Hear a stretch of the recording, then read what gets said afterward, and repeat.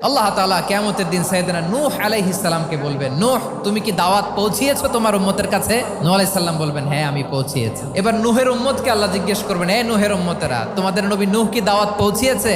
নূহের উম্মত বলবে, না আল্লাহ, কোনো দাওয়াতও আমরা পাই নাই, আপনারাও চিনি নাই, জান্নাতও চিনি নাই, জাহান্নামও চিনি নাই। নূহ আলাইহিস সালাম বিপদে পড়ে যাবেন। তখন আল্লাহ বলবেন, নূহ তোমার পক্ষে কোনো সাক্ষী আছে? নূহ আলাইহিস সালাম বলবেন, আছে। কে?